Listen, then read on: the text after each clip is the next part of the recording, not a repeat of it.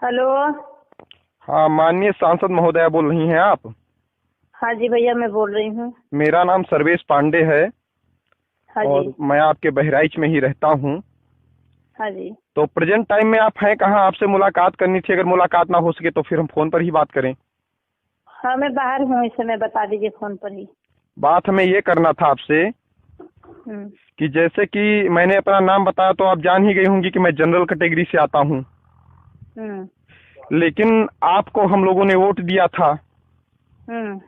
और लगातार आपके बहुत सारे बयान मैं देख रहा हूँ हम्म। जिसमें आप हम लोगों के खिलाफ ही भाषण और स्पीच अपने मतलब छोटे से रिपोर्ट बैंक को एक तुष्टीकरण की राजनीति जो कर रही हैं आप। तो हम्म। आप ये बताइए कि आप जात की सांसद हैं कि जनता की सांसद हैं? जी, पहले आप बता दीजिए कि आपको दलित का सम्मान करना है कि नहीं करना है। ये बताओ, हमने कब दलित का अपमान किया? यहाँ दलित का अपमान अपमान आपने इसलिए किया कि दलित का आरक्षण का विरोध किया आपने।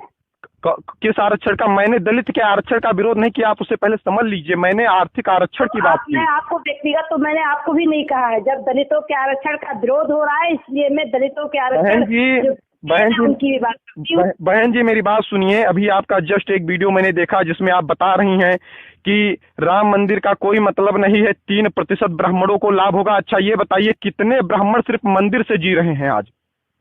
पूरे भारत में जितने मंदिर हैं, जितने मंदिर के जितना चढ़ावा आता है सब पंडित के हाथ में जाता है, दूसरे के हाथ में नहीं जाता है। आपको ये नहीं पता तो है चढ़ावा को कोई आप दूसरा आदमी नहीं खाता। जितना मंदिर पे चढ़ावा चढ़ता है सब उन्हीं के हाथ में जाता है। कितने कितने पंडितों का जीवन यापन इसी मंदिर से चलता है? आप ये बताइए मुझे।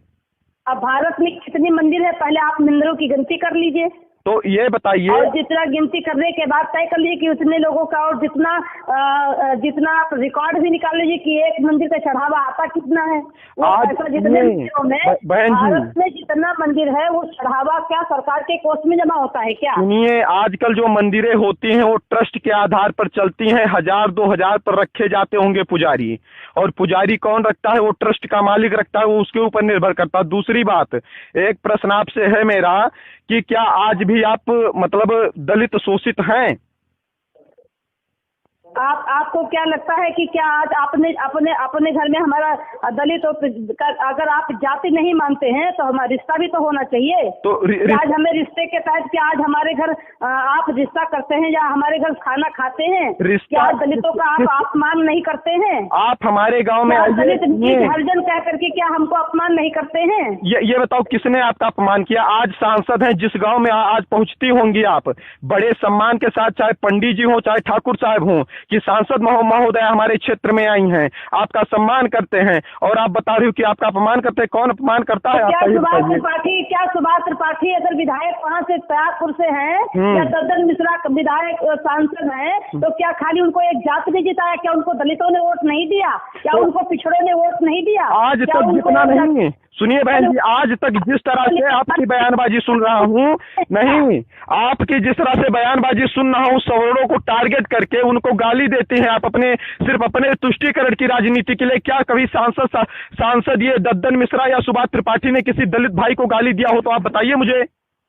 हाँ, मैं तो स्पष्ट कहती हूँ कि आज जो दलितों का, पिछड़ों का आरक्षण है, अगर उस आरक्षण का विरोध किसी ने किया है तो ब्राह्मण के अलावा दूसरा किसी ने नहीं किया है। और यदि तुम अगर हमारा विरोध करोगे तो हम चुपचाप बैठ करके खाली तमाशा देखते कुछ नहीं किए। आपको वोट विकास के नाम पर दिया गया था। आपको पंडित जी ने भी वोट दिया था, आपको ठाकुर साहब ने भी वोट दिया था, आपको जात के नाम पर वोट नहीं दिया था। लेकिन आप विकास के मुद्दे से भटक गई हैं। मैं आपके क्षेत्र में भ्रमण किया हूं, सड़कें टूटी हुई हैं। अब आपको सिर्फ वोट लेना है, वोट की राजनीति के कारण सिर्फ गरीब दलितों को। ये बताइए, कितने गरीब दलितों के साथ आप विकास करती है? अगर आप सच में दलितों का हित चाहती हो तो अपने आरक्षित सीट से, अपने पैसा से किसी गरीब दलित को इस बार चुनाव लड़ाओगी क्या आप? और क्या दलित आरक्षण सीट के अलावा क्या बीजेपी सामान सीट पर टिकट देगी हमको? मैं कहता हूँ आप आइए निर्दलीय हमारे क्षेत्र से लड़िए, जहाँ सामान्य क्षेत्र हो, चाहे दद्दन मिश्रा वाला हो चाहे बृजभूषण वाला हो, आप लड़िए, हम आपका समर्थन करेंगे। लेकिन आप अपने पैसे पहले तो वादा करिए कि क्या हमें आरक्षण सामान सीट पर टिकट दिलाएंगे। पहले टिकट दिलाइए, सामान सीट पर टिकट दिलाइए। अरे टिकट नहीं, आप निर्दलीय लड़िए। क्या टिकट के ऊपर निर्भर है? व्यक्तिगत जो नेता होता, नेतृत्व करता होता, जो विकास करता है, वो टिकट का मोहताज होता है?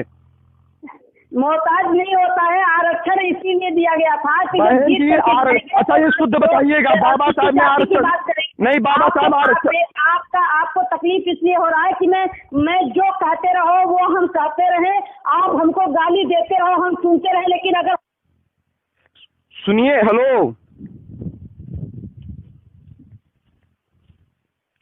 Hello hello hello hello hello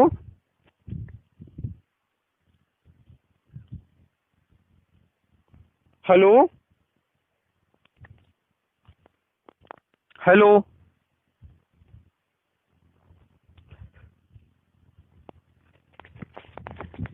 hello hello हाँ हाँ फ्री हो गई आप? हाँ हाँ फ्री हो गए। तो यही हम जो आपसे पूछ रहे थे हाँ कि जैसे कि देखिए, कारण है आप हमारी जनप्रतिनिधि हैं, आपको हमने सदन में भेजा था, तो सदन में इसलिए भेजा था कि आप हमारी आवाज उठा सकें, और कम से कम बाबा साहब का जो संविधान है उसने सभी को समानता दी है। कहा गया है कि जात धर्म लिंग भेद भाषा के नाम पर कोई भेदभाव नहीं किया जाएगा। तो आप एक जनप्रतिनिधि हैं, आप ही सांसद हो करके और आप ही अगर जातीयता करेंगी तो फिर बताओ विकास कैसे होगा और तमाम सारे कार्य कैसे होंगे? तो जाति तो बनाने का काम तो पंडित लोग ही किए हैं। कैसे, क्या प्रमाण है आपके पास कि पंडित जी ने जात बनाने का काम किया है? जाति बना करके नीच तो वही मानते हैं। नहीं, क्या प्रमाण है आपके पास कि पंडित जी ने जात बनाया है? आप मनु स्मृति पंडित जी ने लिखा है? मनु कौन थे? लिखा है। नहीं, मनु कौन थे बताइए आप? मनु तो कौन थे? पंडित थे। मनु पंडित थे। आपने पढ़ा है मनु जी के बारे में? हमसे ज्यादा पढ़े हो क्या? नहीं, आप गूगल पर सर्च कर लिए एक बार कि मनु किस समाज से थे या किस जात से थे कम से कम। नहीं जानते तो बता दीजिए किस जात। आप सांसद हैं, बताओ मनु की जात नहीं जानते हो, तुरंत आरोप लगाने बैठ गए कि पंडितों ने जात बनाई है। किसने बनाया है? मनु कौन कर रहा है? नहीं, मनु कौन थे आप बताइए, मनु कौन थे? अरे हम नहीं जानते तो तुम्हें बता दो कौन है। नहीं, आप बताओ, सांसद हैं, हम लोगों का प्रतिनिधित्व कर रहे हैं, भी आपको ये नहीं पता कि मनु किस जात से? सिर्फ आप जब आप जानते नहीं तो आप कैसे किसी समाज को गाली दे सकती हैं या कह सकती हैं कि मनु स्मृति को आप मानते हो कि नहीं मानते हो? पहले मनु स्मृति आज कहाँ लागू है? आज मनु स्मृति को कोई मानता है? आज मनु स्मृति की बहन जी आप बात ही हटा दीजिए, हमें प्रेजेंट टाइम में बाबा साहब के संविधान के हिसाब से चलना है। बाबा साहब का संविधान ने कहा था कि 10 साल के लिए आरक्षण की व्यवस्था होगी, 10 साल के बाद आरक्षण की आवश्यकता नहीं है। चलिए ठीक है, अगर आज 70 साल तक आरक्षण है तो इस आरक्षण को अब आर्थिक आधार पर क्यों न किया जाए? आर्थिक आधार पर तो आज 50% आरक्षण पिछड़ी जाति का, अनुसूचित जाति के क्यों नहीं लागू किया गया? अभी तो आरक्षण लागू नहीं किया गया, फिर बीच में क्यों खत्म कर रहे हो?